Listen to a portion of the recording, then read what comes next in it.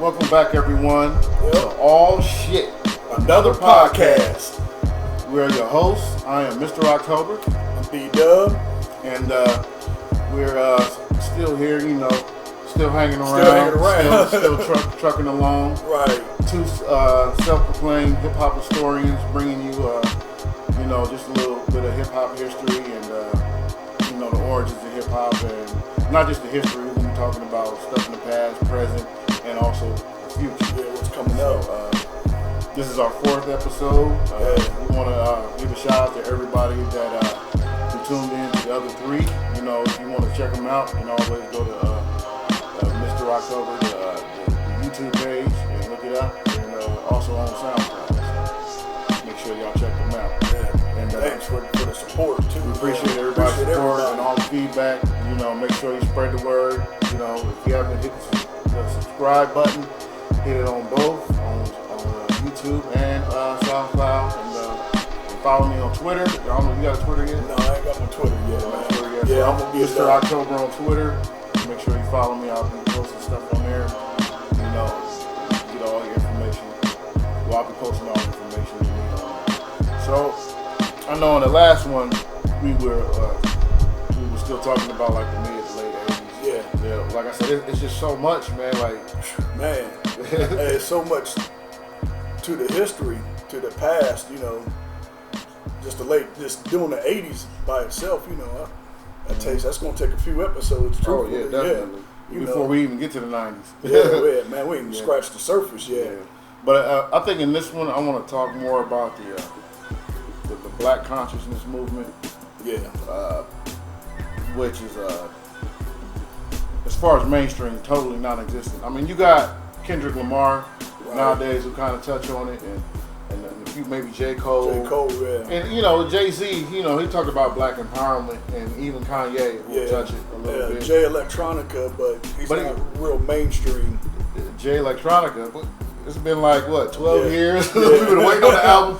Jay Electronica, if you come across this, man, right here, when you first came out, we were probably, when we was doing Group Punch Radio, we were the 2 biggest supporters of you, man. We were just waiting, man. Like, every time something came out, I was playing it on the show. Right. So Jay Electronica, please bless us with something. Something. Besides, the little mixtapes you're doing. Let's get a full album release. Tell Erica to let whatever. Because hey, that's what she said on if y'all watched that old what was it, Breakfast Club? She was on the Breakfast Club. She was like, I'll let him when I give the word. Yeah. I'll let y'all know when I give the word. He came to the studio with Jeff Charlemagne, but I'm a big fan of Jay Electronica. Big fan. So, man, I'm hearing rumors of him maybe coming out, so hopefully that can inject something into hip hop as far as definitely. Opening it up for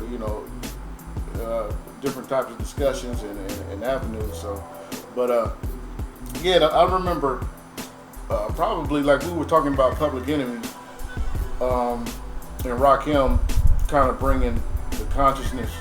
Were really the first 2 mainstream to kind of bring consciousness into the forefront. And with Eric B and Rakim, it was the 5% Nation. Yes. With Public Enemy, it was more of a broader, like everything, like far as like information, like on history, as far as American history and all that, and how black people been affected. But like the first album, Yo Bum Rush the Show, they kind of touched on it. And even on the, they would leave little like hints, like remember on the cover? Yeah. The government's responsible. They had that quote going all the way around it. The government's responsible. The government's responsible. Yeah. So, they kind of touched on it. And they had, like I said, a few songs, but it wasn't until Nations. Ooh, Takes a Nation Millions. The Hold Us Back was when they really came out with the what's going on. I hate to say what's going on in the streets, but what's going on with black people, period. And smacking white America in the face. Man, and what's crazy, the white kids was buying it. Yeah, like they said, they would always say that most of their concerts they went to were mostly white people. Yeah. Because they were performing, remember they used to, at one time they were opening up for U2. Oh, see, I didn't know that. Yeah. Like I think later on, it was like a little bit later, not early in the career, you know. But they were opening up for U2, so they were going and playing in big stadiums, you know, talking about Black Power and raise your fist, and then a sea of white people, and they were all doing it. Yeah. You know, because you know a lot of information they were giving out in their songs wasn't really known. Like I know Professor Griff's job was he was the Minister of Information. Was the inform Chuck on a lot of stuff, and Chuck, you know what I'm saying, would put it interjected in the song. So you got to give Griff his credit too, because like I said, a lot of stuff that they taught us in school wasn't, you know, basically in school they taught us we came from Africa as slaves. Yep. And we got freed, and then Martin Luther King Jr. That was it. They might throw in, who the dude that got killed? Crispus Attucks. They might throw him in. They throw him in. They throw a little bit of Frederick Douglass. And they never. Not in my high school. It was always Martin Luther King, and man, I can't believe I forgot her name. Harriet Tubman. Yeah. And that was pretty much it. Yeah, but a lot of kids thought they was like we were slaves and Martin Luther King Jr. freed us. Yeah. Like, no, don't go like that. Don't go like that. So Public Enemy had me actually going to the library. Like I said, they the reason why I went to the library and checked out Alex Haley autobiography of Malcolm X. That's a great book. And when he was like supporter of Chesimard. Who was Chesimard? Joey Chesimard. Yeah, let me go check this out. You know, and H. Rap Brown. You know, it was just certain things I would go research it. Yeah. And come to find out, you know, when you start researching, it's like a I hate to say Pandora's box because that's something evil, but you start finding out more stuff. Yeah, once you open that information, once you get some of that information, you want to go find more information. Yeah, and like I said, man, Public Enemy to this day, you know, they still influence, probably the most influential group. Yeah. Like I wouldn't like EPMD is my favorite group of all time, but Public Enemy, you know, more than NWA and all that.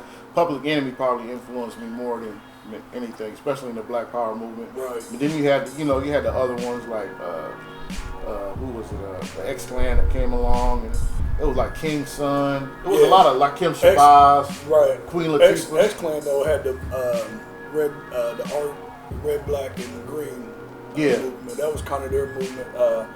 That black African nationalisms, more or less. How their movement went, but still. And I think they, not to cut you off, but I think they were created kind of. I know they was in the works, but I think they was created because of the Yusuf Hawkins thing too. Yeah. Remember they had the Blackwash movement. That's right. Yeah. So, and I think that was because another history lesson for you that might not know, Yusuf Hawkins was lynched. And was it 88? Yeah, I believe. 87, 88, 89. Between 87 and 89, a young black teen was dating a white girl, Italian girl, and they were walking through Bensonhurst, New York, which is predominantly, you know, Italian. And he got beaten and lynched. And it was a big thing back then, Yusuf Hawkins. And I know it was a lot of rappers, you know, that spoke on it, and that's one of the things that, you know, disappoint me about hip hop today. When stuff happened back then, even in the '90s, if something happened in the community that was pulverizing, the MCs would speak on it. Right. You know what I'm saying? Q, you know, all of us, about everybody would speak on it. Now, it's all about getting money. Like, you know, ASAP Rocky, what did he say? That black cop killed with all that. It ain't concerning me. I'm up in Saks shopping and spending money. Right. And Young Thug, well, I don't know nothing about that. Let the other people worry about it. I'm out here. I'm diamond up. I'm getting fresh and all that. Like the days, you know, they don't care about the social issues. They care about the money they're getting from the people that's out here suffering and going through it. But they refuse to speak on it. And the funny thing is, they don't speak on it until it happens to them. Because right now, ASAP Rocky's going through a situation where he got into a fight overseas, and you know they're still trying to hold him over there. Yeah, I don't know. I think they got it. I think they finally settled that case, and he got out. I mean, don't get me wrong. It ain't settled, but it's a whole bunch of twists and turns. He got released, but the lawyer that got him out got murdered, got shot. I don't know if he got murdered, but he got shot in the head. Okay, I didn't know that. Yeah, it's a whole thing. But yeah, back in the day, it was a big. You know, you had Boogie Down Productions too. Yeah. You know, and even the rappers that wasn't black, you know, Gangstar even came out. But even the rappers that didn't touch, wasn't, you know, primarily a black conscious group, spoke on issues. Yeah. You know, like Too Short had the ghetto. Yeah. Heavy D had songs about the ills and social ills. Big Daddy, I mean, everybody had songs, you know, to touch, you know, on the ills that was going on in the community. Society, yeah. Which is totally absent now.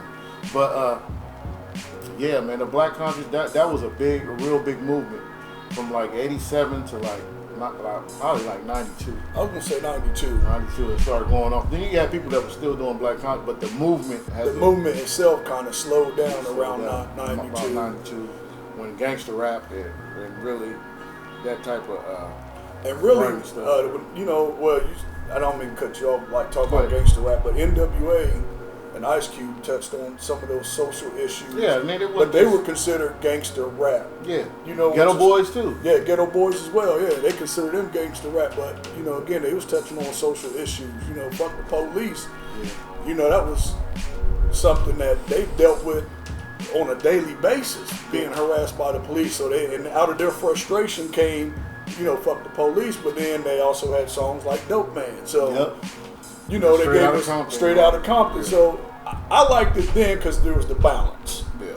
You know what I'm saying? There's not so much of the balance now, you know, like you was just speaking on earlier. Yeah. And I think that's what we're missing as far as, you know, there's different social ills today than what we went through, you know, but, you know, it would be nice if you see in like the younger generation, not just the older rappers, but it would be nice to see some younger generation like just speak up. But then again, you know, would anybody listen? You know, I think you're listening if you put the right beat behind it. And I mean, I hate to say it like that, but I think if you put the right beat behind it. But the way they format and the way they structure their songs now, there's really no. It's just rhyming.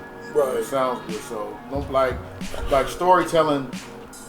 Like I don't even know if today, if the generation today could absorb storytelling. Like, cause it'd be kind of corny. They just used to verses. Yeah. Verses that don't verses no cohesiveness, but it's just nice verses with verses and a punchline. Verse punchline. Yeah.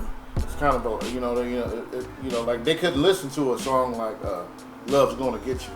Yeah. They get bored with it because it's a story. You know what I'm saying? Right. So,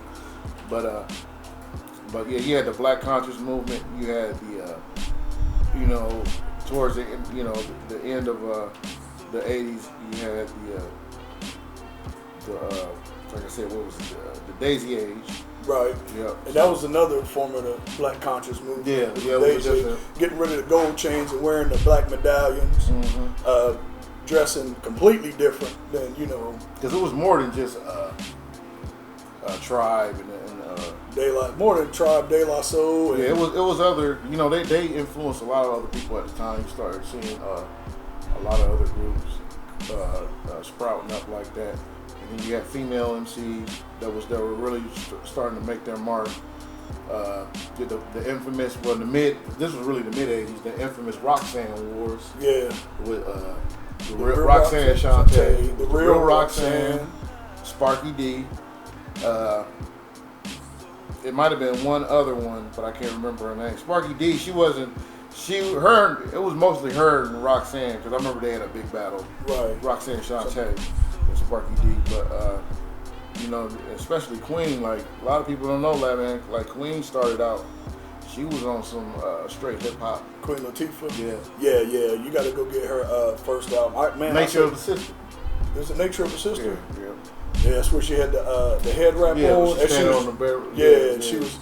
And I like the female rappers in because I'm not dissing on the female rappers now, but a lot of them then they were more, to me, more lyrical. Yeah. Like what was Queen Latifah, you know, and they didn't. I mean, and really, you didn't. know what they look like. I mean, they clothed themselves. They were dressed head to toe, which, you know, I guess I like that as well. Because now I got to listen to you. I'm not looking at you. I'm listening to you. Yeah, you I know Salt Pepper used to wear the bodysuits though. Well, yeah, that was the that jackets. Was, yeah, but that was, you know, again, that was starting another, you know, another movement, you know, with the Salt and Pepper, where the women were dressing a little, you know, sexier. Yeah. You know, but it was like sexy for back then. But it was sexy for back biker then. Shorts and the, and the body and them full length bodysuits. Yeah. But you had, who else was? You had Sweet Tea. Yeah. She was dating. It was rumored she was dating Special Ed. I didn't know that. Yeah. Oh, Special Ed's another one. Yeah. That we really didn't mention. We didn't touch one of the first young, like young MCs that came in the game. I think he was like 16 or 17 when he dropped I Got It Made. Yeah. He was still in high school. He was still in high, when he dropped I Got It Made. Yeah. Yeah, that was that Youngest in Charge was a real big album when that came out. Yeah. But I wanted to ask you, what BDP album did you like better? Did you like the Edutainment, or did you like the first one? Criminal Minded. Criminal Minded. I like Criminal Minded. Criminal Minded. Yeah. It was a lot of storytelling in Criminal Minded. I loved Edutainment. I loved it. I definitely bought it just for You Must Learn and yeah, Love's Gonna Get You. Yeah. But Criminal Minded, that one, man.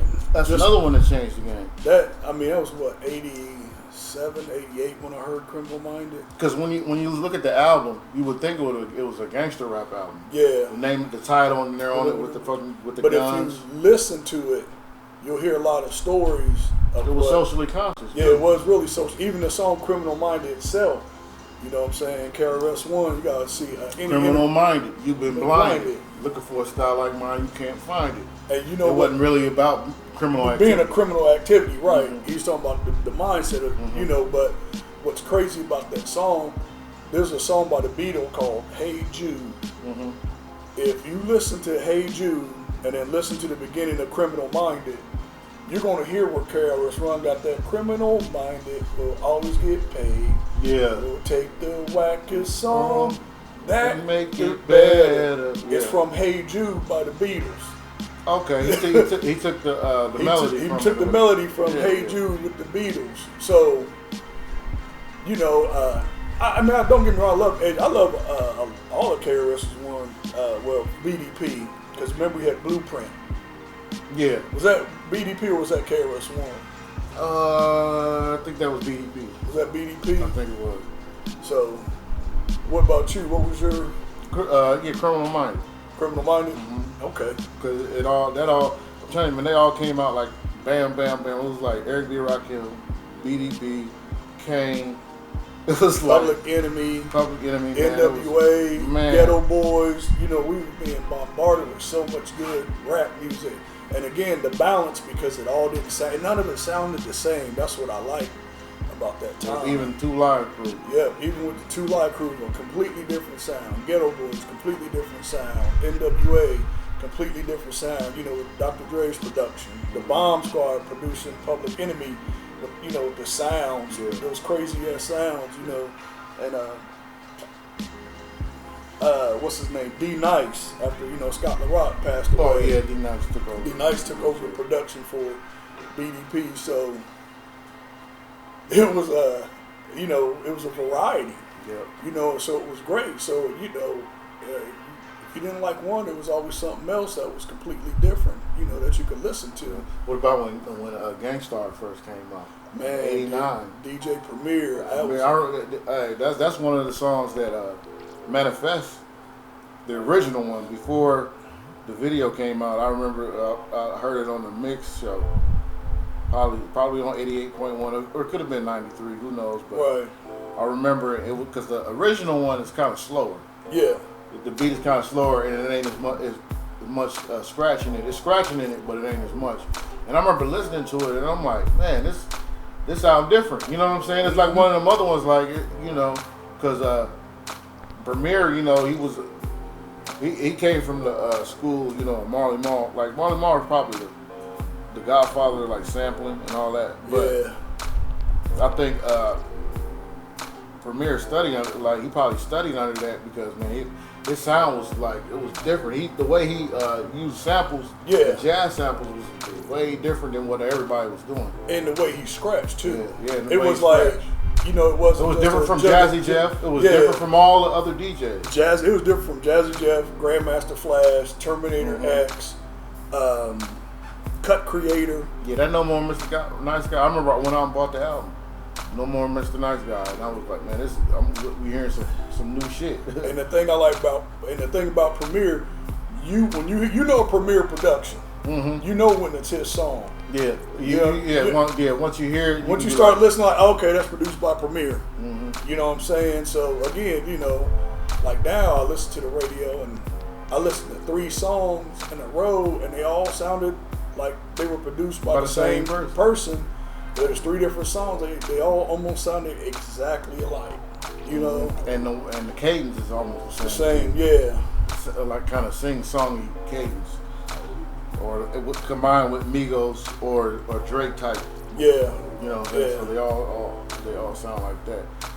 But and everybody's got that burp, burp. I don't understand. Why you do that in the middle of your songs? When people explain that to me, I don't. You know. Yeah. I'm not hating. I just don't understand it. And it's all really about keeping it real and being true to yourself. Like everybody want to sound the same. Like I know back then, like we didn't care. Like. As long as you made good music, that's all that mattered. Like we knew like, Ice Cube and them probably wasn't out there banging like that, but as long as you made good music, and you know that's all that mattered. So, but like I said, we could spend a good 3-4 hours on 80s. Oh, we got to get some more people in here. What we're gonna do eventually, we're gonna have some more chairs in here, and we'll have some more people to add some more insight. Yeah, and. Because there's a lot more stuff we want to touch. Like I got a friend of mine that we're probably going to invite because he's real into that techno music, and electronica music. I want to get into that in the '80s, Mantronics. Man, I forgot about Cybertron and all of them. I forgot about Mantronics. Beatbox Boys. Yeah. Einstein. I want to do a segment on that before we. Einstein. Yeah. I forgot about that, man. Yeah. So. Hey, I'm about to go break the crates out, man. So, what else? What you think about this? I know everybody's been talking about it. I wanted to touch on it a little bit. What you think about the Takashi 69, Takashi 69, and this whole ordeal, man? I mean, do you even? I mean, I don't. I heard the music because I've be scrolling through YouTube and it come up. I'm not really a fan. Don't understand why it got so popular, but it did. You got what I'm saying, hundreds and 300 and 400 million views on this stuff before all this controversy. So I listened to like 1 or 2 songs, and again they sounded the same, but I guess it's something that catches your ear. At that age, just like when we first heard a rap song, the first 10 seconds caught us just like that. And so I can understand why his music's popular. Now, it's not for me. Right. You see what I'm saying? I'm damn near 50, and this kid is, it's a 20-year-old kid, so I look kind of creepy being in the club with 20-year-olds listening to Takashi 69. Listening to Gummo. And, because I heard a song with 6ix9ine and some other cat, I forget his name, but it was YouTube. But anyway, he even had a song with 50. Did he? 50 and Casanova and somebody else, I can't remember. This whole situation that he's in, I'm honestly floored by it because you telling on your peoples, and I don't, I guess the thing I want to understand is if me and you doing crime together and I go down, if you really my man, I'm gonna try to keep you out of it. Like, bruh, Well, people try to give him. Some people trying to give him a pass because they tried to kill him. Right. His own crew tried to kill him. So why should he be? Why should he be loyal to him? Which is bringing to our topic of snitching and the no snitch code. But why is it? The question was or is, I didn't mean to cut you off. Go ahead. Snitching because your crew's coming after you. What did you do or what happened? It can't. be just a situation where they just like, you know what, fuck this nigga, man. Let's just go get him because we don't like him. You know, maybe there was something else that went down. Maybe there was some kind of violation. You know what I'm saying? It was money, and they felt the heat from being. He felt the heat from being in the gang, probably from the feds.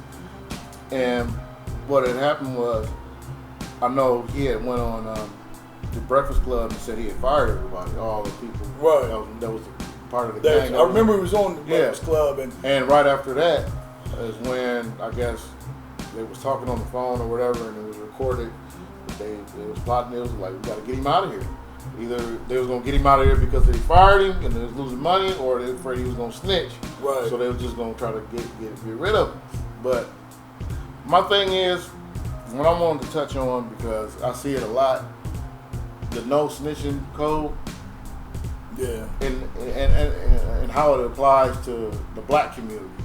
Like, if you look up the origins of the word snitch and the origins of the whole no snitching, you can trace it back to like the 1800s or early 1900s from the Sicilians, called the Omerta code, Omerta.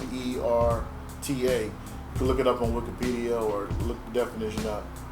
And basically, the origins of the snitching or rat was, if you do a crime, don't rat on your crew. Take them bullets, go to jail or prison, do that time. While you in there, your crew take care of your family. Right. They take care of you while you in there. And when you get out, if you do get out, you straight when you get out. They hook you up with everything. You know what I'm saying? There's no, there's no limit to what they do, because you took them bullets. So they also, and so and that's where it stemmed from. My problem was with this is, I ain't gonna say niggas are so stupid and ignorant, but they took it to where you ain't supposed to say nothing to nobody. Like in the Omerta code, it's not snitching if it's an enemy. Right. Hell, you can use the police or or whatever, the authorities against your enemy to help you. Right. That's a plus. You see all the time where the mob, they got the police on the payroll. They'll go rob or try to stick up or set up somebody else with the police, because if you ain't part of my crew, you're a rival crew. Right. It's not snitching. Now, if something do happen and they don't snitch from a rival crew, it's usually because they're going to retaliate on their own. So they ain't gonna say nothing to the police because they're gonna handle it on their own, on themselves. The problem I got with niggas is man, they want to use that shit just to push their agenda, like, or just to label somebody a snitch to push their agenda. Like in the case of in my song, you can touched on this on an interview. I think it was he might have been on Vlad. He said, the no snitching code in the hood puts like niggas in a disadvantage, because it's like no snitching on nobody, not even an enemy. You know what I'm saying? Like somebody could be try to kill you, right? And in order for you, and then something happens to where, like, say somebody else get killed, but everybody think you did it. You can't even snitch on the person or tell the person. You know what I'm saying? That's an arrival. You can't take the stand. That's snitching. That's snitching. So you got to do crime. You got to do the bullets for the dude that tried to kill you. Yeah. While he out free. And then also, I don't have no problems with the code. Like we're civilians, so people say, yeah, shut up. You're a civilian. You ain't got to do. I don't got no problem with the no snitching code, but you niggas don't even follow the damn rules. Like, if your dude do take the bullets, like say he in your crew, he do take the bullets, you supposed to take care of his family. How many times you hear a dude taking the bullets for his crew, and all his crew do is, or his boy that he took the bullets for, don't look out for him in jail. Right. And try to fuck his girl while he in jail. You know what I'm saying? And then when he get out, don't give him nothing. You know what I'm saying? So why should you be loyal to that? Right. You're right. If brothers would follow the code, yeah. But brothers don't even follow the code. So so I'm like, the whole no snitching thing, I get it, because in one instant, like if you see something, a crime or even a murder, the police ain't gonna protect you. You know what I'm saying? Like if you see a crime, or like say you see somebody get shot, yeah, the police and you go tell or snitch, they just gonna leave you out there. They ain't gonna protect you. So or your family. Now you a target. Right. So that's why a lot of black people they say, well, why black people don't tell the police? Because who's gonna protect you?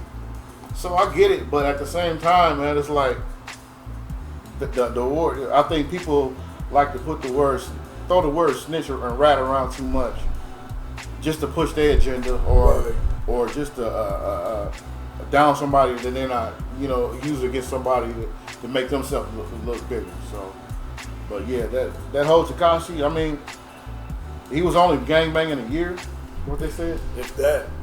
And he started working with the feds the day after he got arrested. Yeah. That's crazy. But he wasn't a civilian. He was out here claiming, calling death hits on other rappers. So, I think he's a rat. I think Takeshi got scared. And I think that situation with Jay Prince Jr., when he went down, he was supposed to do a show in Houston that, from what the story I heard, that got canceled. Because, Jay Prince Jr. was coming after him, during because you didn't tap in. Yeah. Tapping in is like if you checking in with whoever running that city. Yeah. And, I mean, that's what you got to do. That's what you got to do. Yeah. You ain't got that street cred. Hey, you got to tap in. Shit. Yeah, it ain't being a punk. It's just like, it's actually a sign of respect. Yeah, and possibly saving your life. Because if you tap in with the right person, ain't nobody going to mess with you because they don't want to deal with the ramifications of what that person's gonna do, or what he's capable of. So, it's all about a sign of respect. But yeah, when you go, I mean, cut you off. When you go on them interviews and you claiming and OG Fat Joe, sat down, tried to talk to him like, look, man, this is what you're doing. This is where you're at. And this is where you're headed. I mean. Charlemagne tried to tell him. Now I get you not listening to Charlemagne, but if Fat Joe came to you, OG and put you up on game, and you didn't want to heed his advice, then hey, what's going to happen is going to happen. I mean, and what's crazy after the interview that I saw the interview, I don't know exactly when the interview was conducted, but it wasn't but a few weeks later when this whole thing blew up. Yep. So man, when you're out there, you put yourself out there and be prepared. Like you said, the ramifications. Be prepared. Be prepared. You know what I'm saying? So, and it's also just being true to yourself. I mean, he wasn't being true to himself. He was being something he wasn't. Yeah. So, I mean, and it's sad because, when you do see somebody with talent like these, what's the dude's name? YMV Nelly, who did the song, Murder on My Mind, and then he allegedly shot one of his homeboys. Yeah. Like, some of these guys really got, dude really is talented. He really got talent, man. It's just sad that they do this stuff to try to prove themselves, it seems, that they're tough. And like I said, man, it's all music is supposed to be entertainment.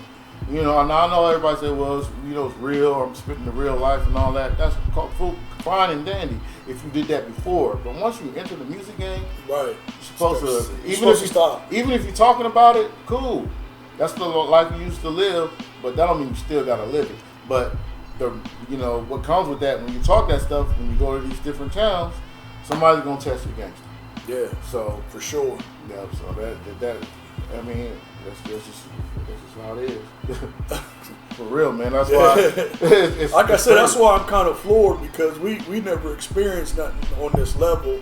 Maybe because we didn't have social media at our time, and you heard little different pockets of so-called, someone here snitching or someone. I'm talking about celebrities, but the scale that we're seeing it on is 24-hour news cycle. Social media. Any little thing you do, man, it's gonna be put out there. Yeah, it'll come back on you, and that's what is it? The screenshot. Yeah. The screenshot is something like, man, the screenshot is the that's evidence. Man, people been going back, like, they remember the Kevin Hart stuff. They went back and find something. They found something on Kevin Hart 10 years ago. Almost 10 years ago. Yeah, that he said. So it's like, man, social media is a blessing and it can be a curse. At the same time. So anybody watching, if you, what I'm saying, if you If you are gang banging, don't put it on social media. If you're doing anything illegal, don't do it on social media. Don't put it on social media. If you want to, or say anything, like the status has been coming back to haunt people. Yeah. So you gotta watch it, or don't give a fuck. Like some people just don't care. So it's just up, but you just gotta deal with it and be prepared. So, but yeah, so damn. Also snitching, you see your boy Antonio Brown, they try to put him, it ain't really snitching because it's known, but you see he try to throw Ben Roethlisberger and Shannon Sharp under the bus. But yeah, talking about their the cases of sexual assault or whatever. Well, like someone, they said on the ESPN show, football show this morning, Ben Roethlisberger served it was supposed to be a 6-game suspension, but he ended up serving 4 games for his alleged sexual assault. The second one. I didn't know about Shannon Sharp. I didn't hear about Shannon Sharp's ordeal. Oh yeah, he posted a meme. He had Tekashi 6ix9's like hair, and then he photoshopped Antonio Brown's face over it. Talk about Antonio 6ix9ine. That's crazy. So again, Antonio Brown, very talented young man. Probably, if you look at one person's career, like just from rookie season to 8 years, he's probably had one of the best in the history of the NFL. And he may not play again. He may never play again. You know what I'm saying? He put that cryptic post up talking about after NFL and all that. NPFLA, whatever, they going against their word, and how could somebody be guaranteed $40 million and they can just take it away. I mean, because they can. You've heard a lot of times they've said this NFL shit's like slavery. Yeah. You know what you're getting into before you get into it. This ain't. I'm pretty sure somebody's pulled your coattail. Yeah. But what you should have done, the best thing to do, and to go along with the snitching, is keep your fucking mouth shut. You know what I'm saying? Quit talking. Get off of social media. Quit talking. Quit texting. Quit calling. Get off of social media. But you see, he threatened the girl and that's her what kids. I'm saying. The Patriots told him not to contact this young lady, or say anything. Keep your mouth shut, and you did it anyway. So what do you expect them to do? You know what I'm saying? Like, do you really think you're greater than the organization? And the Patriots, with the dynasty that they have right now going, yeah, man, you just another nigga, man. They can replace you for real. Replace you, just like they feel like Tom Brady. Well, in my opinion, Tom Brady's one of the best quarterbacks ever. Hell, he can throw the ball to the damn garbage man. Yeah. You know what I'm saying? And they find ways to win, and they're gonna find ways to win without you. Yeah. And I hate to see that too, because it's just too much talent, man. So much talent that it just seems like it's about to just we made. That's it. It could be. It's done and over with. And I really hate to see that. With him. Even though he did Pittsburgh like that too. So well, I mean, his thing went with Pittsburgh. His issues with Big Ben. Yeah. There was quite a few players that after Emmanuel Sanders touched on when he went to Denver. Why one of the reasons he left because of Big Ben. They feel like Big Ben gets a pass on a lot of things where they don't. But I mean, Big Ben's the quarterback and he's a white guy. So I mean, let's be honest. And he got 2 rings.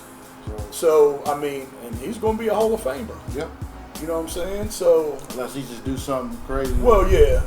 But other than that, he's solidified. Yeah, he's solidified. And keep in mind, his rape allegations were like in the early stages of his career. Yeah, when he was at Miami. Well, there was one at Miami of Ohio. Okay. Then he had 2 while he was with the Steelers, but he was only like a second-year player. You see what I'm saying? So when did he win the Super Bowl? What year? It's like his third year, I think it was. I have to look it up. I forget exactly when, but yeah, he got 2 of them in the, like I said, I just hate to see all that talent go to waste. The same way with Tekashi 6ix9ine. You got into this life, the life is bigger than what you thought it was. And now all that talent you had is going to waste, man. When you could have really just said, look, I'm about to focus on this music, y'all. I got to take a step back or something. Yeah. But. You think he'd be able to come back from that? Jim Jones said he need to be erased from history?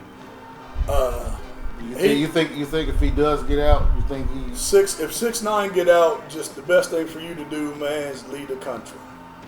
Because I always or move to like Maine or Middle America, Bangor, Maine. But the problem is, you rainbowed hair with tattoos on your face. Well, he can get rid of that. But he can't. I mean, the tattoos on his face, he can get rid of all of that. But I'm just saying, you're gonna have to get a 9 to 5. You know, here you had. I don't know, man. Fans today, like, you think that they'll forgive him and go ahead and start buying his music? I don't know, because I still see on social media where people still supporting like Free 6ix9ine, and he ain't no snitch. They tried to kill him, so why not? So I don't know. We'll see. We'll see. I guess we'll see in the future. But like I said, I just hate. Well, I mean, just for him to go through all of this is just, you know. Yeah, you just hate to see anybody. Just hate to see it, man. 20 years old, 21, something like that. Yeah. Come on, man. And you facing all these years in the penitentiary. It ain't worth it, man. Yeah, so, before we get out of here, we always like to do our obscure 5 list. I think we're going to switch it up a little bit. Let's keep the first one hip-hop. So what is your favorite, out of these 3, we know it's a whole bunch, so relax. Out of these 3, what was your favorite diss song, or you think the most potent one? Ether by Nas, Hit 'Em Up by Tupac, or No Vaseline by Of the 3, my favorite's No Vaseline. What's your favorite? What you think was?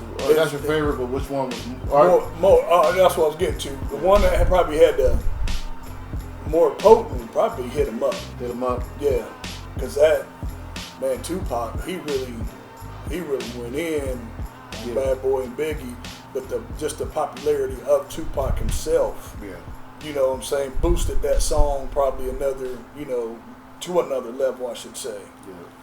I would say my favorite out of the 3 is probably No Vaseline, but I think the most potent one was probably Ether. I would put Tupac, but the only reason why I put Tupac probably 3 now is because he had Outlaws on it. Yeah, I forgot about that. Yeah. I'm not saying that they took away from the song. They didn't take away from the song, but the fact that he had them on there, he did 2 verses, but the fact that they had some verses on there, it wasn't just him. So makes sense. Yeah, I respect that. I'll lean towards because with Ice Cube, when that came out, that was probably like it was funny. It was venomous. Man, it was everything. The production on it was, if you listen to, like when Ice Cube would say a verse or something, and then in the background you hear that, well, all right. Yep. To me, that's what made the song. Yep. You see what I'm saying?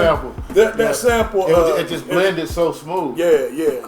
The way, and like I said, the way but they added the little sounds, the little ad libs, the little stuff in the background. If you just listen to that, Easy saw you as him went, I had to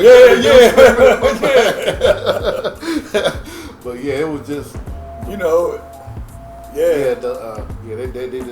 did their thing on that. But Ether is probably because not only did he diss, he kind of sunned. It was like a diss, but it wasn't. He threw little disses in there, but to me it was like he sunned Jay-Z on that. Like the Takeover by Jay-Z was a good diss. Yeah.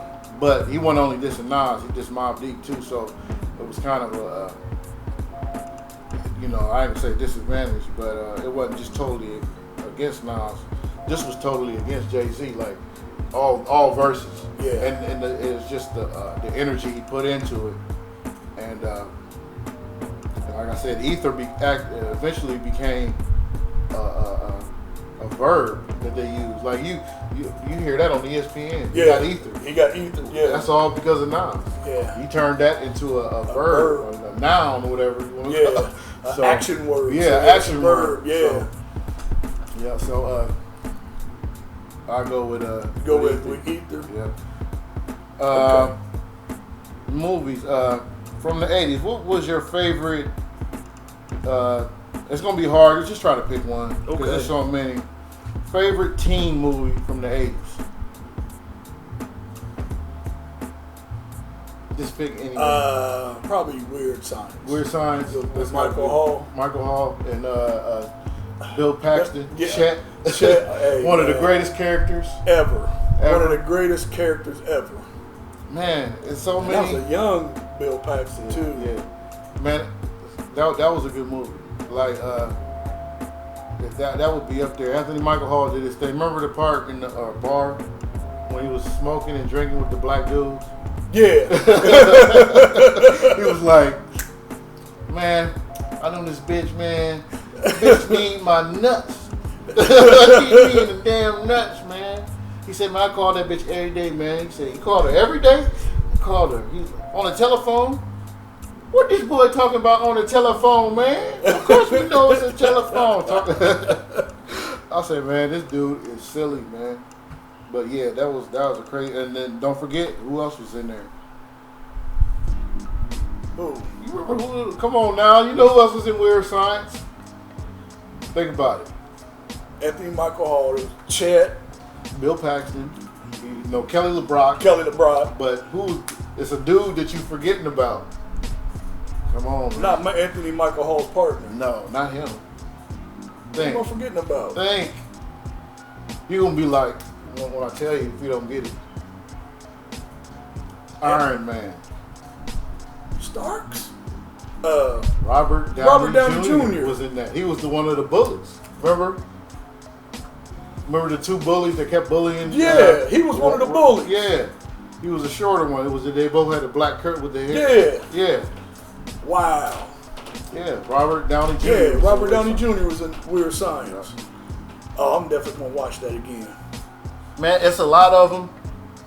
Man, but as far as, because as far as teen movies, it wasn't really a lot of black people or a lot of black teen movies back then. Like we had like black movies, but that'll be for something else. Like you had the Crush Grooves and the Last Dragon. Yeah, that wasn't teen movies. That was. But my favorite probably that I even watch to this day is a lot of them, but I gotta go with Fast Times at Ridgemont High, man. Just Spicoli. Spicoli, man, and the teacher, Mr. Hand. Mr. Han. That is probably my favorite. Like, yeah, it's probably one of my favorites of all time. Okay. Can I get an honorable mention? Go ahead. Porky's. Oh, Porky's, yeah. Yeah. And everybody know the scene. Yeah. The laughing scene when they went on when she was describing no boy's penis. Man, and the coach, and the coach, the principal, God. the assistant coach was cracking up. Look that up. You can search the scene on YouTube. I'm sure you can look principal's office scene. Type in Porky's principal's office. What was her name? Miss Ballbreaker? Yeah, Miss Ballbreaker. Yeah, Ballbreaker. Yeah. Look that up. That is extreme. That's one of the funniest scenes of all time. Yeah. So I'm sorry, I had to throw that in there. Porky. Yeah. Okay. What else can we do? What was we? What about for sports? Who would be your favorite in-game dunker? Not dunk contest dunker, but in the game, who's gonna come down the middle and put one in and just put it on you? Oh, let's say it at the same time. Sean Kemp. Rain Man. Rain Man. Yeah, you could say Rain Man. Sean Kemp. Man, you want to look up, hey, you go on YouTube and look up some highlights from Sean Kemp. Man, one of Dominique was probably the the beginning of the kind of flair with dunk in games. Yeah. Because he'd dunk on everybody. But as far as like our generation, he's a little older than us, but our generation and added that kind of hip hop, street type, you know what I'm saying, flair, and Sean Kemp. And dunk with power. With power and grace. Yeah. 6'10". Yeah. And damn near 300 pounds near the end of his career. Yeah, when he couldn't jump as high, he started getting the outside shot. Yeah. So he could still ball, but man, came straight out of high school.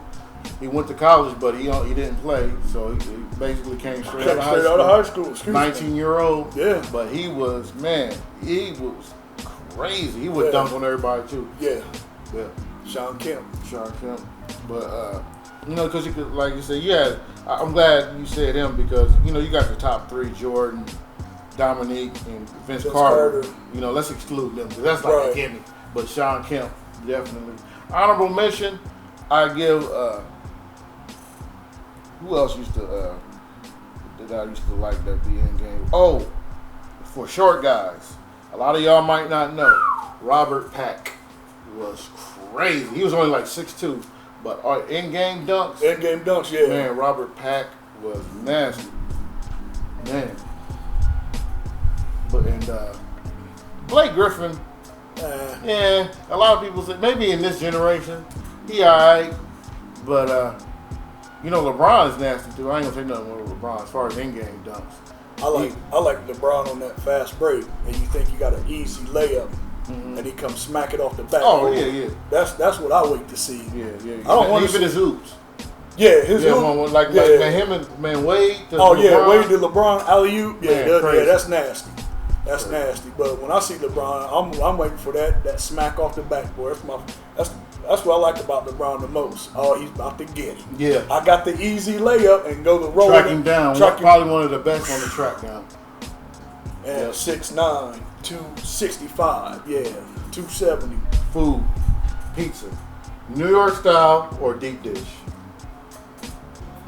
New York style. New York. Yeah. I never really had deep dish, to be honest. Never had deep dish? Not that real deep dish. The pseudos. You ain't been to Chicago? No. I've been to Chicago, but I didn't go there to eat. I had to go do some other things. But there's a pizza place here in Beaver Creek. Yeah. That's got the real deep dish. Oh, yeah. Yeah. I'm about to go there and try it. Gio Dorno's. Gio Dorno's? Yeah. Okay. Yeah. It's in Beaver Creek? Yep. It's right across from Fairfield Mall. But pizza, period. It don't matter if it's deep dish, New York style, I don't care. I go with New York style pizza, too. Shit. I go with New York style. But I like the New York style. As I got older, I'm putting a little weight, so I got to eat a little thinner crust.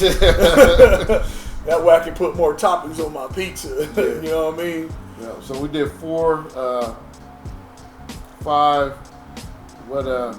In high school? Okay, say it's your senior year in high school. You know your crush is gonna be sitting next to you. Oh boy.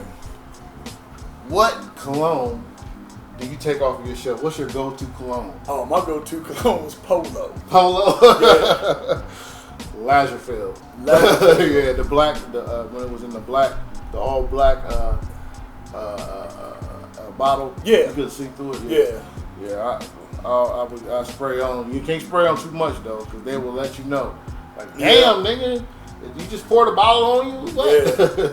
But that Polo, man, that was it. Polo. I went through. You can't go wrong with Polo. I went through Brute. I had Brute by Fabergé. Oh yeah, Stetson. I had Stetson. Smelling like a damn cowboy.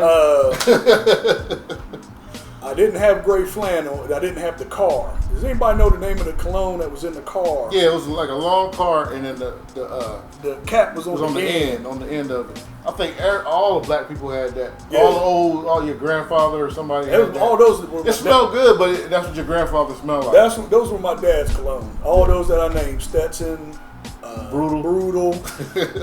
There was another one that he had. I forget the name of it, but yeah, them was all my pop's cologne. And when Polo, when I was able to finally do afford something nice, a Polo, that's what I went with, man. Yeah. I like Lagerfeld because they had the spray and mist. Mm-hmm. So you couldn't unless you were just stupid and just yeah.